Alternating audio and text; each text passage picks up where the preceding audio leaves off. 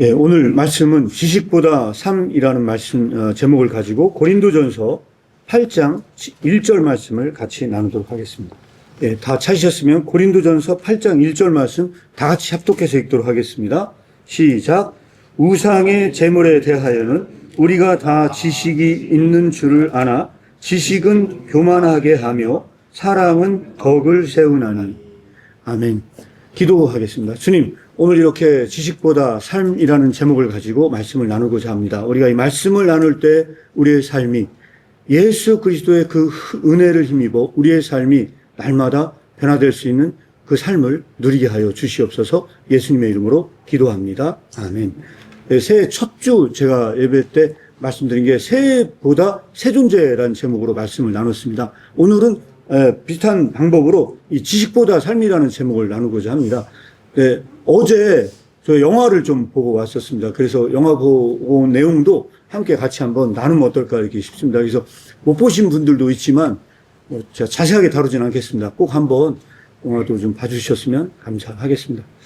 네, 그래서 이 고린도 교회는 지난 시간에 이야기했다시피 이 배경이 있습니다. 그래서 지난 시간에 제가 배경 설명을 잘 못한 것 같아서 여기다가 좀 사진을 좀 넣었습니다. 그래서 이 고린도라고 하는 곳은요, 이렇게 되어 있습니다. 이 아테네거든요.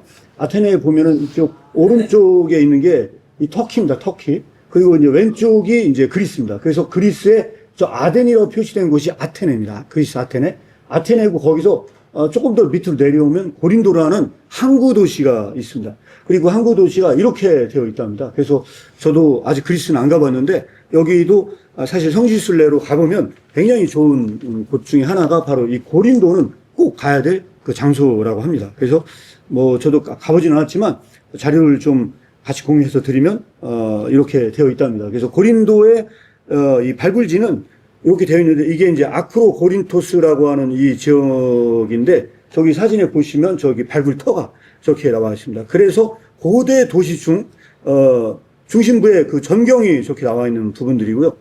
그리고 저기에 아폴로 신전도 있고 이 레카이온 도로라고 하는 곳이 이제 보입니다. 나중에 뒤에도 이 부분들이 있고요. 이렇게 발굴터가 존재한답니다. 그래서 가보게 되면은 이렇게 아폴로 신전이 이렇게 있답니다. 그리고 바다가 내려다 보이기도 하고요.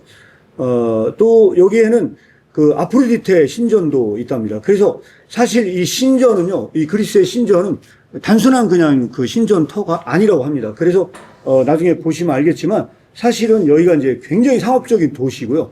이 보통 여신들이 주로 하는 게요, 이런 좀 약간 그 태폐적인 그런 문화가 형성이 돼 있답니다. 그래서 워낙 항구 도시다 보니까 성적인 타락이나 이런 것도 굉장히 많았던 이 국제 도시가 바로 이 이 고린도라는 도시였다고 합니다. 그래서 이 아테네에 비해서는 오히려 굉장히 타락한 도시가 이 고린도 이렇게 보시면 될 것 같고요.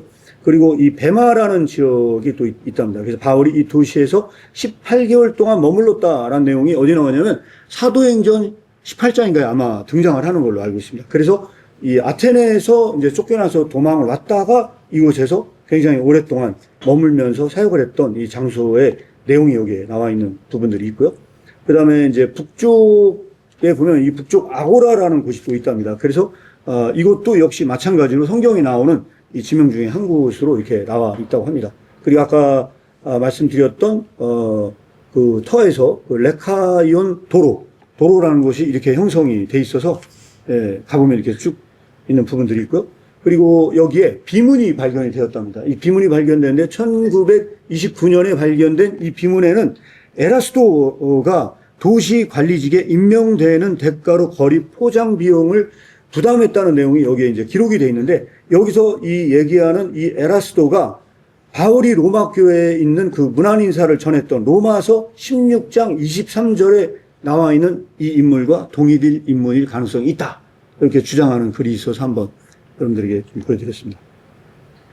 네, 그리고 여기에 이제 아프로디테 신전이 또 이렇게 있답니다. 그래서 보시면 알겠지만 저 바닷가가 이렇게 보이는 곳에 또 이렇게 신전이 있다고 합니다. 그러니까 전반적으로 이렇게 봤을 때 이 고린도라는 도시가 어떤 도시인지는 아마 대략 아마 느낌이 오시리라 이렇게 생각이 듭니다. 그래서 사실 오늘 본문 말씀은 8장 1절에만 해당되는 게 아니고요. 이 8장 전체를 한번 살펴봐야 되는 건데 한 구절만 여러분들과 같이 나눠서 읽었습니다. 그래서 이 본문 말씀에 나와 있는 이 좀 배경을 알기 위해서 여러분들에게 좀 설명을 드렸고요. 그래서 이 고린도전서 본문 말씀으로 돌아가서 한번 같이 말씀을 나눠보도록 하겠습니다. 우상의 제물에 대한 우리가 다 지식이 있는 줄을 아나 지식은 교만하게 하며 사랑은 덕을 세운다 라는 말로 되어 있는데, 여기에서 8장 전체의 내용은요, 사실 우상숭배 문제에 대해서 다루고 있습니다. 이 우상숭배 문제에 대해서 다루고 있고, 이 우상숭배에서 특별히 콕 집어서 얘기하자면 우상숭배 바친 이 제물을 먹어야 되느냐 먹지 말아야 되느냐의 문제로 되어 있습니다. 그런데 이 본문 구절을요, 조금 더 자세히 한번 읽어보잖아요. 그러면 이게 단순한 우상 제물을 먹느냐 먹지 않느냐의 문제가 아니라는 걸 여러분들이 알 수가 있을 겁니다. 여러분들이 당장 그것을 어떻게 할 수 있냐? 여기서 나오는 게 여러분들이 보셨을 때 이게 정말로 제물의 문제냐 아니면 이게 지식에 관련된 문제냐, 이거를 한번 여러분들과 이야기를 나눠보고자 하는 겁니다. 그래서 여기서 뭐라고 얘기하느냐, 우상 숭배에 관련된 거에 대해서 다 지식이 있어요. 그런데 지식이 있는 줄 아나 이 지식은 사람을 교만하게 하고 사랑은 덕을 세운다. 그래서 만일 누구든지 무엇을 아는 줄로 생각하면 아직도 모른다. 자, 여기서 어떤 것을 안다고 이야기하는 것은 모르는 것이다. 이 문제가 뭘 말하는 것 같습니까? 단순하게 우상 숭배와 그 재물의 문제를 다루려고 하는 것이냐, 아니면 이 부분이 지식의 문제를 다루려고 하는 것이냐 라고 만약에 본다면, 저는 오히려 이 중요한 부분 중에 하나가 지식의 문제를 다루고자 한다고 저는 여러분들에게 말씀을 드리는 거고요. 그 중에 한 이그젬플, 그 예로 들은 것이 우상의 재물의 문제지 않냐, 이렇게 여러분들에게 먼저 제안을 드립니다. 그래서 3절도 보니까 또 누구든지 하나님을 사랑하면 이 사람은 하나님이 아시는 바 되었다 라고 이야기를 하면서 4절, 굉장히 중요한 얘기가 4절에 또 나옵니다. 그러므로 우상의 제물을 먹는 일에 대하여는 우리가 우상은 세상에 아무것도 아니며 또한 하나님은 한 분밖에 없는 줄 안다. 한 분밖에 없는 줄 안다. 자, 이거는 제가 볼 때 누구의 주장이냐? 지식인의 주장입니다. 뭔가를 알고 있다고 생각하는 사람의 주장이 바로 4절입니다. 따라서 이렇게 설명을 한다는 거예요. 우상의 제물을 먹는 일에 대해서 우리가 우상은 아무것도 아니다. 근데 우상은 아무것도 아니다가 영어로 보시면요, 이 아이돌이 nothing이라고 되어 있어요. nothing이라고 되어 있거든요. 그러니까 이거를 좀 번역상의 문제일 수도 있는데, 우상은 아무것도 아니다라고 하는 거를요, 물론 그렇게 생각도 할 수 있지만 우상은 원래 없다. 우상은 원래 없는 거다. nothing이다. 무다. 우상은 없는 거다. 약간 느낌이 좀 다르지 않습니까? 우상은 아무것도 아니다로 물론 번역을 할 수도 있지만 우상은 무다. 없는 것이다. 원래 없는 거라는 것. 이것을 다 알아요. 그리고 하나님은 한 분밖에 없다는 걸 알아요. 이거는 알매 문제고 지식의 문제를 이야기하는 것이다. 그런데 5절에 보니까 이 5절의 내용이 아까 지금까지 보여드렸던 이 내용과 관련이 좀 깊은 것 같습니다. 5절 보니까 이게 고린도의 상황이 5절입니다. 5절은 바로 이 고린도의 상황인데 뭐냐? 비록 하늘에나 땅에나 신이라 칭하는 자가 있어 많은 신과 많은 주가 있어요. 그러니까 이 고린도라는 곳은요, 많은 신들이 있었고 그 많은 주라고 섬기는 사람들이 있었다는 거예요. 이게 바로 이 고린도의 상황을 묘사한 것이 바로 이 5절이지 않겠는가, 이렇게 여러분들에게 설명을 드릴 수 있을 것 같습니다. 그리고 6절에 보니까 그러나 우리에게는 한 하나님 곧 아버지가 계시니 만물이 그에게서 났고 우리도 그를 위하여 또한 한 주 예수 그리스도께서 계시니 만물이 그로 말미암아 우리도 그로 말미암았느니라. 자, 이렇게 나와 있고요. 이 7절에 다시 지식 얘기가 또 나옵니다. 얘기를 하면서 그러나 이 지식은 사람마다 가지지 못하여 어떤 이들은 지금까지 우상에 대한 습관이 있어 우상의 제물로 알고 먹고 고로 그들의 양심이 약하여지고 더러워지느니라. 저는 여기에서 가장 핵심적인 부분이 7절이라고 생각을 합니다. 이 7절을 우리가 어떻게 설명을 해야만 하느냐. 이 7절에 보니까요, 이 지식은 사람마다 가지지 못했다라고 나와요. 사람마다 가지지 못했어요. 명확하게 이 지식이 뭔지가 나오지 않습니다. 여러분들은 여기서 얘기하는 이 지식은 뭐라고 생각하십니까? 앞에 있던 6절의 말씀인 것 같습니까? 아니면 4절에서 이어지는 내용 같습니까? 좀 애매모호한 부분은 분명히 있어요. 근데 4절에 있는 내용은 뭐라고 나와 있냐면, 또한 하나님은 한 분밖에 없는 줄을 다 안다는 거예요. 지식인들은 이걸 다 알아요. 하나님은 한 분밖에 없다는 걸 알아요. 알아요?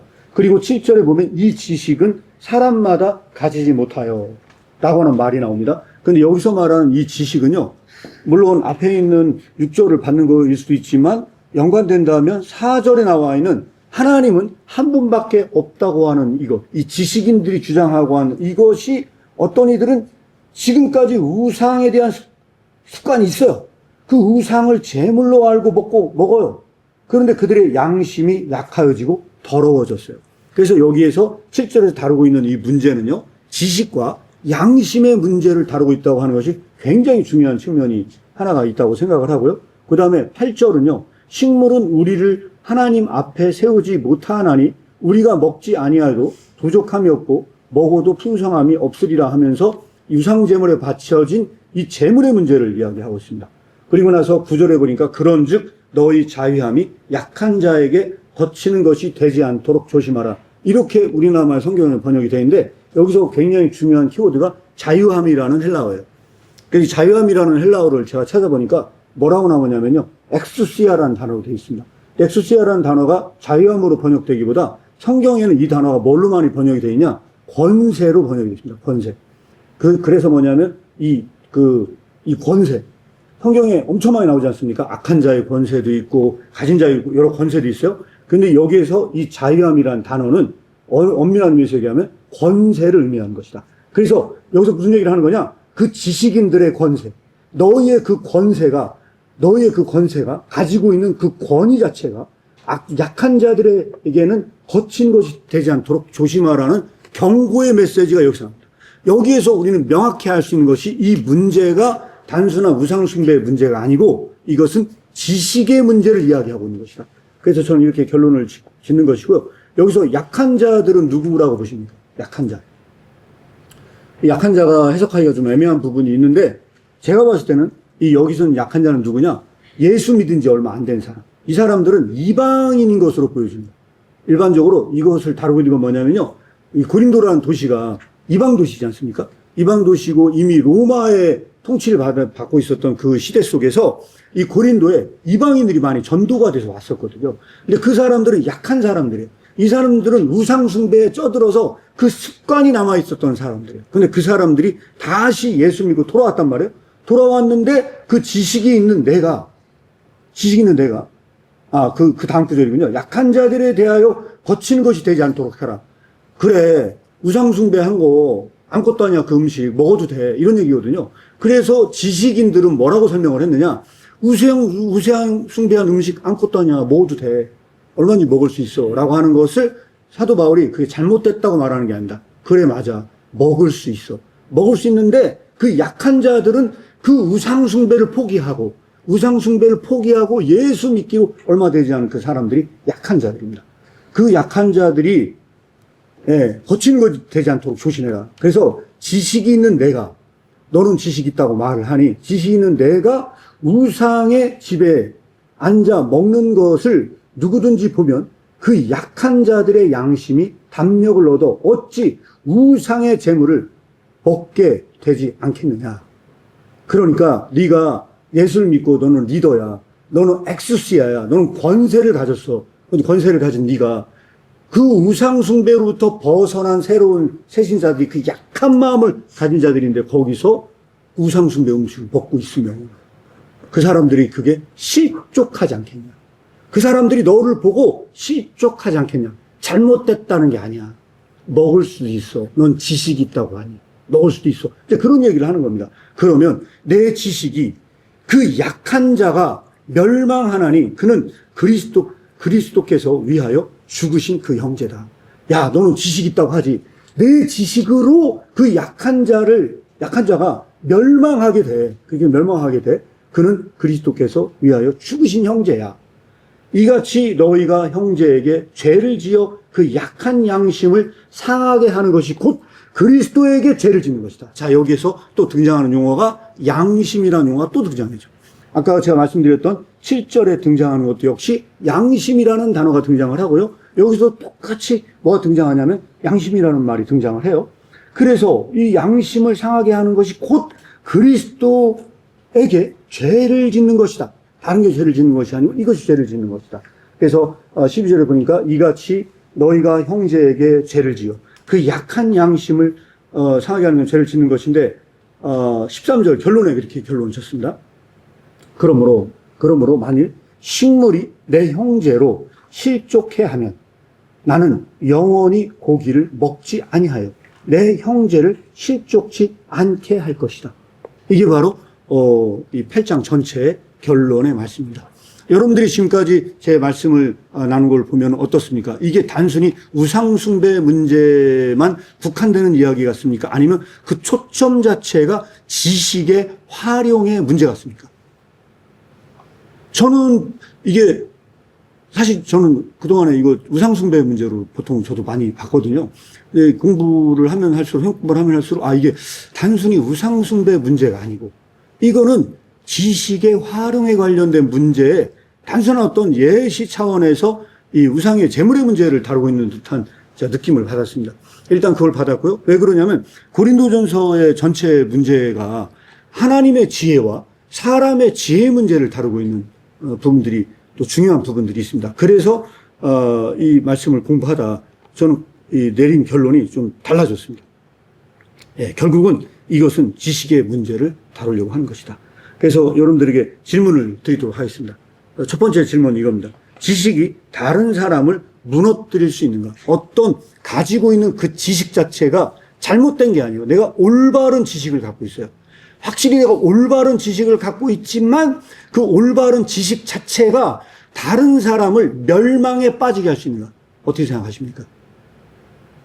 올바른 지식 자체가 다른 사람을 멸망에 빠지게 할 수 있는가?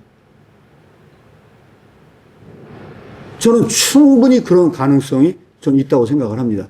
그 충분한 가능성 중에 하나가 저는 요즘에 얘기하고 있는 이 AI, 이 인공지능과 관련된 지식도 저는 마찬가지라고 생각을 합니다.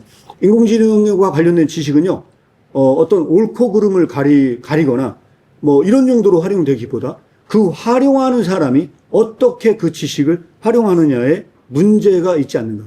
그래서 이 지식을 올바로 활용하기 위해서 우리에게 필요한 게 뭐가 있느냐? 저는 그게 바로 양심이라고 생각을 합니다. 이 지식이 올바로 활용되기 위한 것이 양심이지 않겠는가. 그래서 어제 영화를 보고 왔는데 이제 지금부터는 요거를 같이 영화를 보면서 지금 나온 이야기를 같이 다루면 어떨까 생각이 듭니다. 네, 그래서 제가 질문을 이렇게 넣어놨습니다. 이 주인공이거든요. 주인공인데 이 박시우라는 이 주인공입니다. 이 박시우라는 이 주인공이요. 과연 그는 지식이 없었는가? 여러분들은 이 박시우라는 주인공이 가짜 찬양단을 조직을 해가지고 결국은 뭐냐면 이 후원금을 타내기 위해서 가짜 찬양단을 조직을 하죠.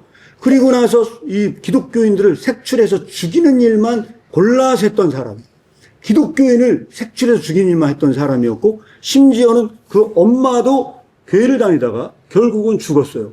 그리고 나서 그 엄마도 결국은 기독교인에다 죽었고 그 이후에 왔던 수많은 사람들을 핍박했던 사람인데 여러분들이 봤을 때 그가 기독교에 대한 지식이 없었다고 생각하십니까? 어떻습니까? 저는 없었다고 생각하지 않거든요. 왜 저는 그 생각을 하냐면 물론 이제 영화의 대사 중에 하나가 누구죠? 지휘장가가 이야기하죠. 어떤 이야기를 하냐? 바울 이야기를 갑자기 꺼냅니다. 이 바울도 결국은 그가 핍박을 했던 사람이었지만 나중에 전환이 됐다는 이야기를 하죠. 그런데 바울은 어떻습니까? 당대에 정말 어마어마한 석학이었거든요. 그래서 제가 오늘 이 말씀을 준비하면서 챗GPT한테 물었습니다. 뭘 물었냐면, 그때 나를 지도했던 그 교수님이 아테네에 그 철학자의 맨 마지막에 바울 그림이 있다 하는 얘기를 제가 들어가지고, 정말로 아테네에 그 바울의 그림이 있냐 물어봤어요. 물어봤는데, 그럼 그리스를 안 가봤으니까 그리스 아테네 대학에 정말로 바울 그림이 있대요. 근데 링크를 걸어주더라고요. 근데 링크에 제가 홈페이지가 있었는데 제가 직접 찾지 못했습니다. 시간상. 다 찾지 못했는데 어쨌든 있답니다. 여기서 되게 중요한 게 뭐냐면요. 바울이 예수 그리스도를 핍박했을 때 그가 예수 그리스도에 대한 정보를 전혀 몰랐는데 핍박을 했겠는가? 저는 몰랐는데 핍박할 수 없다고 생각을 합니다. 뭔가는 알고 있기 때문에 핍박을 한다. 그것은 뭐냐? 기독교에 대해서 더 정확한 정보를 알고 있다. 그리고 그 정확한 데이터와 정보를 갖고 북한에서도 사실 공략을 합니다. 그래서 놀랍도록 저는 지금 저한테 연락 주신 그 목사님 이야기를 두고 깜짝 놀랐는데, 그 목사님이 그런 말씀을 하셨습니다. 뭐냐면 북한 선교를 가기 위해서 미국 시민권자가 돼서 북한에 들어가려고 시도를 해서 정말로 북한까지 갔다가 이제 쫓겨난 이야기를 해줬거든요. 이미 보니까 뒷조사를 다 했더래요. 한국에서 어떤 활동을 했나. 그리고 나서 그걸 다 알고 있더래요. 그래서 너는 입국할 수 없다고 얘기하면서 결국 이제 추방을 당했다. 앞에까지 갔다가 돌아왔다는 이야기를 들었습니다. 근데 그 목사님이 하신 말씀도 역시 마찬가지거든요. 북한은 그런 방식으로 그 활동부터 시작해서 모든 걸 다 주었답니다. 그런데 어떻습니까? 여러분들이 지식이 없이 그렇게 된 것이 저는 아니었다고 생각을 하거든요. 단지 이것은 지식의 활용의 문제입니다. 이것은 마치 뭐와 같냐? 이와 똑같습니다. 여러분들은 강도가 사용하는 비밀 통로, 도둑이 사용하는 비밀의 길이 있는 것 아십니까? 강도나 도둑이 사용하는 아무도 모르는 그 비밀스러운 길이 존재한대요. 그래서 그들은 그 비밀스러운 길을 이용해서요, 사람들을요, 폭력을 행사하고 물건을 빼앗는데 그 길을 사용을 합니다. 그런데 경찰도 똑같은 길을 활용을 합니다. 똑같은 길을. 그들을 잡기 위해서 그 길을 활용을 한대요. 어떻게 생각하십니까? 지식은 그런 겁니다. 지식은 어떤 거냐면 어떤 사람들은 사기치고 어떤 사람들에게 폭력을 가하고 행사하기 위해서 그 지식을 활용을 해요. 그런데 어떤 사람은요, 그런 사람을 잡기 위해서, 그래서 그런 잘못된 사람을 잡기 위해서 그 길을 사용하는 사람도 있습니다. 이게 바로 이 영화에서 보여주고 있는 것은 아닌지. 자, 하나 더 여기서 질문을 던지도록 하겠습니다. 이때 이 주인공 박지우의 이 내적 갈등은 뭐라고 생각하십니까? 이 박지우의 내적 갈등이 있는 것 같습니까? 없는 것 같습니까? 네? 자, 나리나라 한결이한테 물어보세요. 있는 것 같아요? 없는 것 같아요? 있는 것 같은데요. 네, 뭐예요? 자기 엄마가 기독교 믿어가지고 죽었으니까 네. 그것 때문에 내적 갈등이 생긴 것 같아요. 맞아요. 한결이는 어디서 내적 갈등이 있었던 것 같아요? 나르느라랑 의견이 똑같아요. 그보다 더 중요한 내적 갈등이 저는 있었다고 생각을 합니다. 예. 이 박지우의 진짜 내적 갈등은 분명히 존재한다. 근데 이 갈등은 어디에서 오느냐? 제도적인 측면에서도 오는 것 같아요. 이 제도적인 측면이라는 건 뭐냐면 이 사람이 해야 될 어떤 그 위치나 이 사람이 해야 될 업무가 있었어요. 이 업무는 뭐냐면 장발장에서 나오는 자베르와 비슷한 입장입니다. 그건 뭐냐면 이 기독교인들을 체포해서 반드시 척결해야 하는 사명과 임무를 띈 사람이에요. 그러니까 이 사람은 기독교에 대한 지식을 활용을 하긴 해요. 기독교에 대한 지식을 활용을 하긴 하는데 그 지식을 활용할 임무를 어떤 임무를 띄었느냐?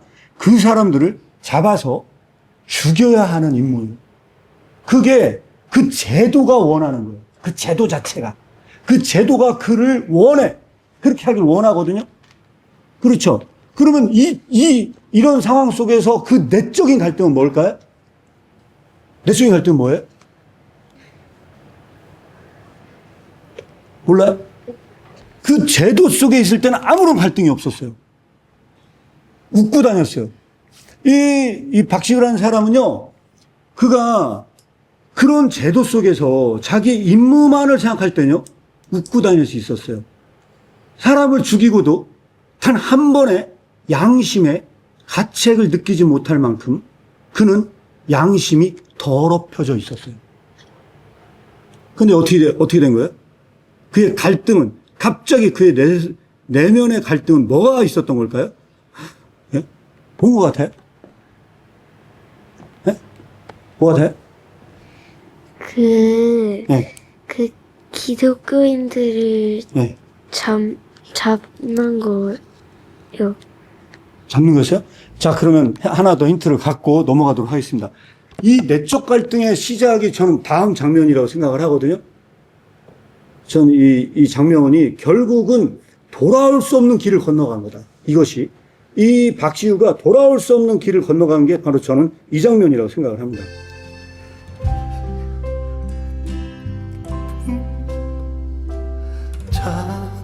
찬양하고 영광의 찬송 부르려고 주께로 갑니다.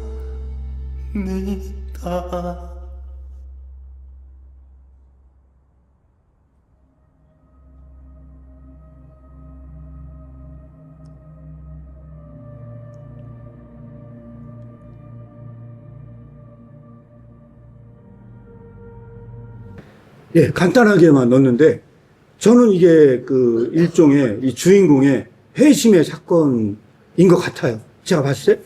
이 주인공이 여기서 회심을 했어요. 회심을 했는데, 이 순간부터는 그가 가진 지식을요, 이전에 가지고 있었던 활용 방식으로 이 지식을 사용할 수 없었어요. 왜? 그에게 양심의 가책이 들어오기 시작을 했어요.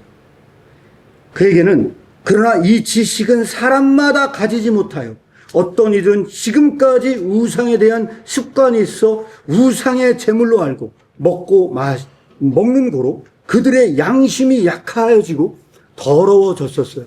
그 양심이 약하여지고 더러워졌었는데 갑자기 그의 양심이 깨어나기 시작했습니다. 이 양심이 깨어나기 시작을 했는데 이게 바로 이 박시우가 있었던 상황인 것 같습니다. 근데 이 상황을 가장 잘 설명해 주는 글이 하나 있는 것 같아서 제가 여기 다음 글은요, 키르케고르의 마음의 청결에 나와 있는 일부의 글을 제가 여러분들에게 인용을 해서 넣어드렸습니다. 이 글을 보니까 이렇게 나와 있습니다. 이것은 결코 웃을 수 있는 문제가 아닙니다. 이것은 웃을 수 있는 문제가 아닙니다. 게다가 경솔한 사람들이 비웃는 것은 더 슬프지요. 그 사람들은 그들보다 더 지혜롭거나 더 좋은 사람입니다. 왜냐하면 비웃는 자 또한 비웃음에 합당한 합리적 근거가 필요하고 이것이 부족하다면 비웃는 자야말로 우스꽝스러운 자가 되기 때문이지요. 그러나 이곳 시간에서 인간과 함께하고 있는 세상의 방탕에서 숫자가 대상이 유혹하고 있습니다. 대중 속에서 자신을 계산하는 것 말입니다.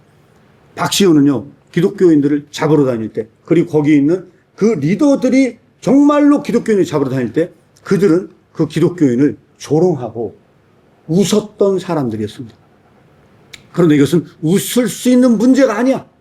웃을 수 있는 문제가 아니야. 그 예수를 만나지 못했을 때 그들은 비웃었어요. 여기에서 어린 잡는 수로 인해 모든 것은 쉽게 조작될 것이고 사람은 어지럼증을 느낄 것입니다.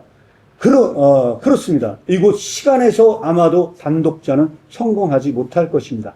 그가 진리 안에서 선을 품는다 할지라도 대중을 해상시키는 데는 성공하지 못할 것입니다.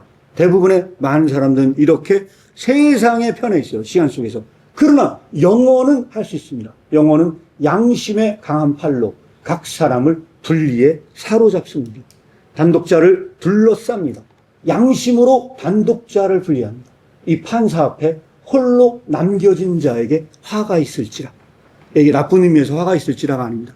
이 양심 앞에 섰을 때 그가 완전히 고꾸라지고 그는 박살나기 때문에 이 판사 앞에 하나님의 그 앞에 판사 앞에 섰을 때 홀로 남겨진 자에게 화가 있을지라. 왜냐하면 영혼이 단독자의 양심으로 분리하기 때문입니다. 그곳에서는 환난이 존재합니다. 어떤 환난이냐? 영적인 갈등입니다. 이게 바로 저는 내적 갈등이라고 생각을 하거든요.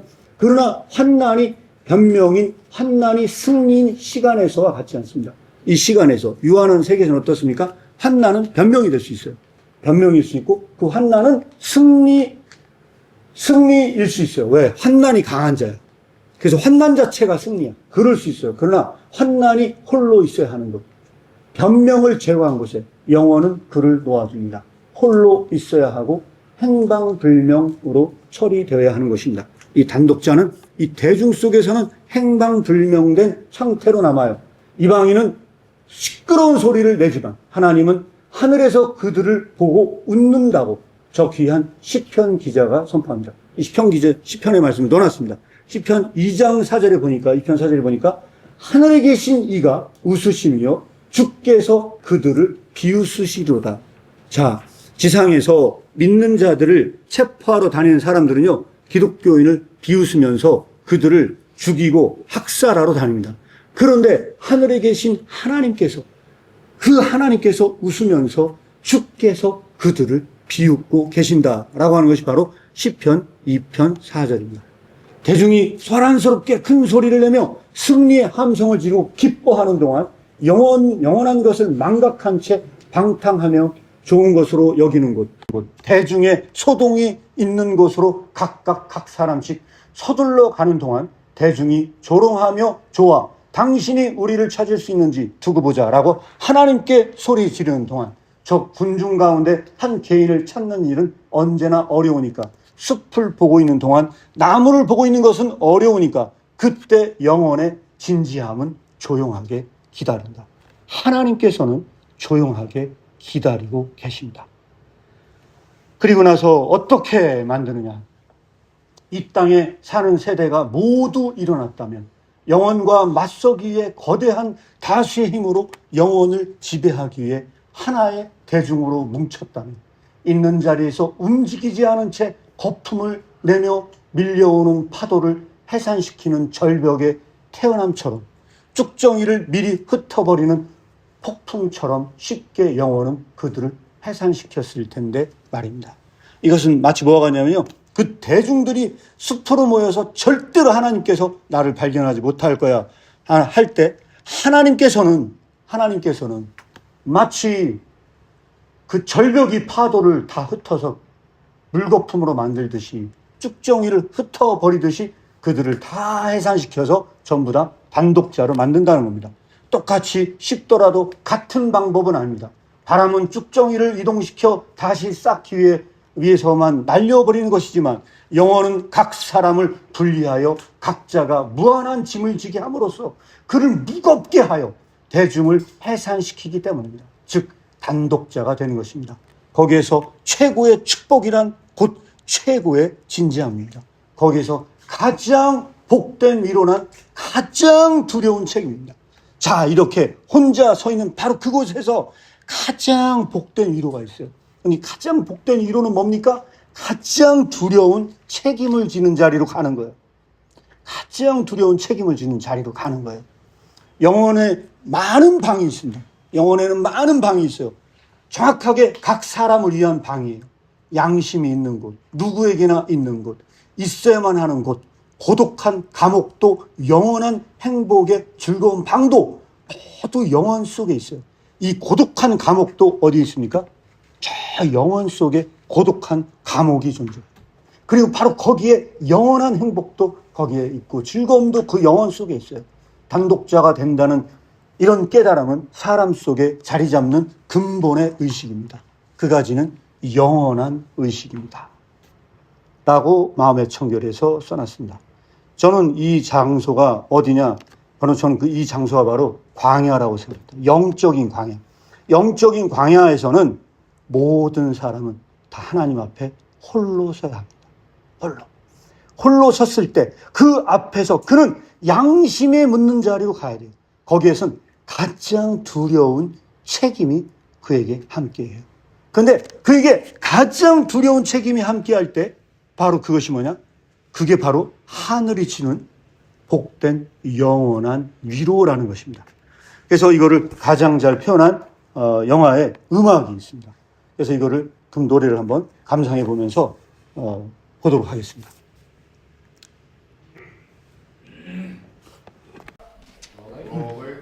테이크 2.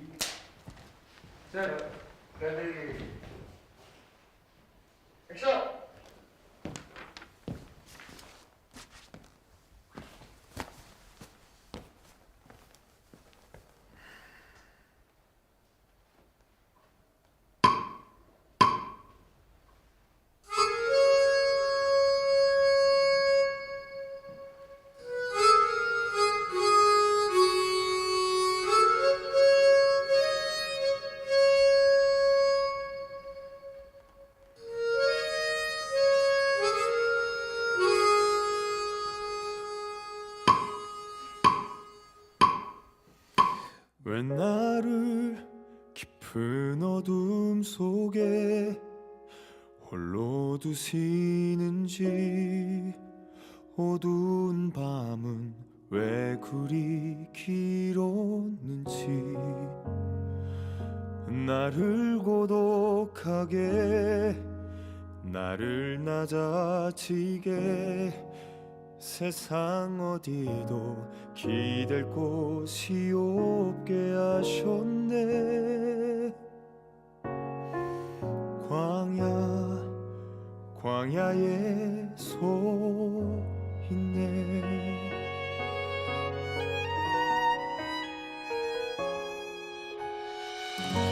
주님만 내 도움이 되시고, 주님만 내 빛이 되시는, 주님만 내 친구 되시는 광야.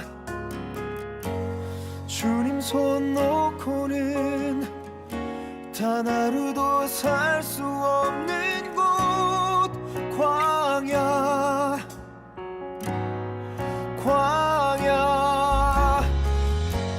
주께서 나를 사용하시려, 나를 더 정결케 하시려, 나를 택하여 보내신 그곳 광야. 성령이 내 영을 다시 태어나게 하는 곳 광야. 광야에 서 있네.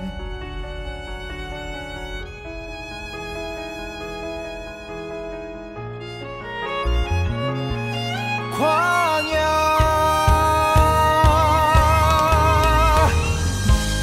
주께서 나를 사용하시려, 나를 더 정결케 하시려, 나를 택하여 보내신 그곳 광야.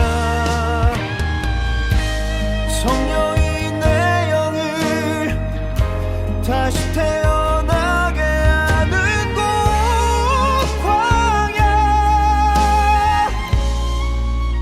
광야에 서 있네.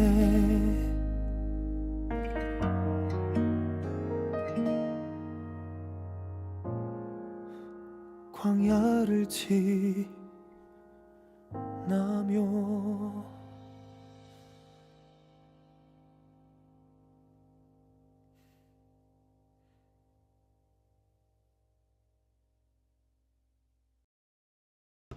영화는 이렇게 찬양이 울려 퍼집니다. 퍼지는데 여러분들에게 저는 드리고 싶은 말씀이 하나 있습니다. 광야가 없이 여러분들은 크리스천이 될 수 있다고 생각하십니까? 저는 불가능하다고 생각을 합니다.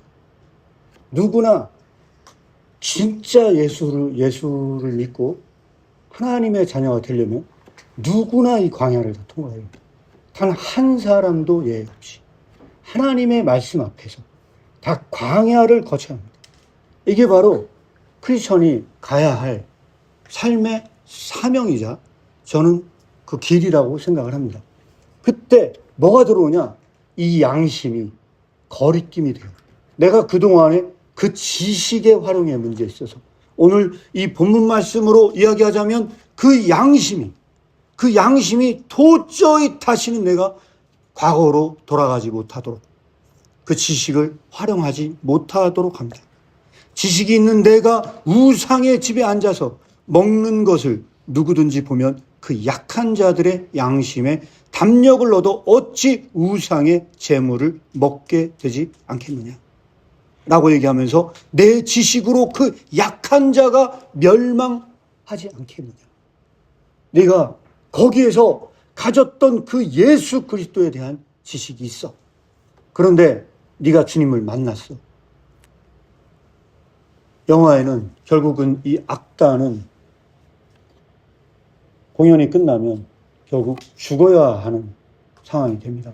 그런데 영화는 비극적이게도 이렇게 그려집니다. 네가 네 손으로 죽여.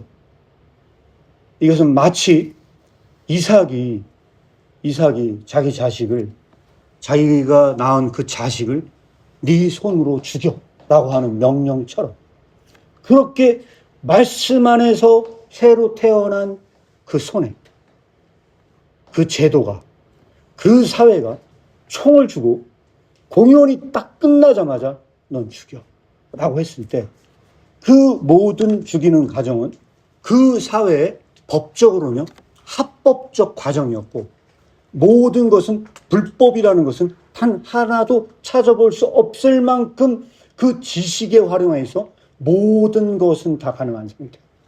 그리고 그것이 뭘로 주어졌냐? 외제적인 의무로 주어져. 죽이는 게 너 의무야. 넌 이걸 소홀히 하면 안 돼. 못 죽이면 네가 죽는 거야. 라고 하는 그러한 상황이 닥쳐왔을 때 결국은 이 영화는 주인공은 그 사람들을 살려야 한다는 그런 막중한 의무, 양심의 그 무거운 씨름 앞에서 그는 내적 갈등을 할 수밖에 없었습니다. 그래서 저는 이 주인공의 근본적인 내면의 갈등은 뭐냐? 라고 만약에 나한테 묻는다면 저는 이렇게 설명할 수 있을 것 같아요. 그런 제도에, 그 제도로서 그 사람을 죽여야 하는 것. 내가 정말로 저 사람들을 죽여야만 하는 것. 아니, 내가 예수를 믿고 났더니 안 될 것 같아. 왜? 우리 엄마도 그렇게 죽었어. 우리 엄마도 결국은 그렇게 죽었고 내가 그 죽이는 자 편에 섰어. 바울처럼. 오늘 우리가 읽었던 이 지식인 이 바울처럼 그도 역시 똑같은 방식으로 그들을 죽여야만 한다는 것. 그때 그는 생각이 오버랩됐습니다. 우리 엄마도 이렇게 죽었지. 결국 이렇게 죽었지. 했던 그에게 다시는 그 돌아올 수 없는 강. 아니, 나는 이제 과거로는 돌아갈 수 없어. 하는 그 마지막 선택지에서 그는 자기의 죽음을 선택을 합니다. 바로 이것이 오늘 본문 말씀에서 사도 바울이 말하려고 하는 것은 아닌지. 그래서 사도 바울은 마지막에 이렇게 얘기합니다. 그러므로 만일 식물이 내 형제로 실족하게 하면 나는 영원히 고기를 먹지 아니할 것이다. 그 식물이 그렇게 된다면 우리에게는 그렇게 실족하게 할 만한 것이 식물만 있겠습니까? 식물뿐만 아니라 여러 가지 많은 부분들이 저는 여기에 이그젠플로 들어올 수 있다고 생각을 합니다. 그때 그 형제를 실족하게 하면 아 그래 너 고기 먹을 수 있어. 다 먹는 건 다 가능해. 그렇지만 나는 영원히 고기를 먹지 않겠습니다. 내 형제를 실족하지 않도록 그렇게 하겠습니다. 라고 하는 이 결단이 결국은 이 주인공 속에 있었던 것은 아닌지.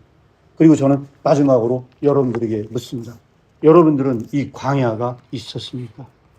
나는 정말로 예수를 믿는다고 하면서 나는 정말로 이 광야가 과연 있었느냐? 만약에 이 광야가 없었다면 나도 똑같이 믿는 자들을 핍박했던 그 상태는 아니었었나? 주변에 많은 정말로 믿는 자들을 괴롭히는 상태에 있었던 건 아닌지 우리가 다시 한번 심각하게 한번 고민해 볼 필요는 있다고 생각을 합니다. 우리에게 광야가 주어진 건요, 절대로 비극이 아닙니다. 이것은 하나님께서 주신 영혼의 위로라는 것입니다. 하나님께서 주신 이 영혼의 위로가 갈수교회 모든 성도님들에게 함께 하시길 축복합니다. 말씀을 마치겠습니다.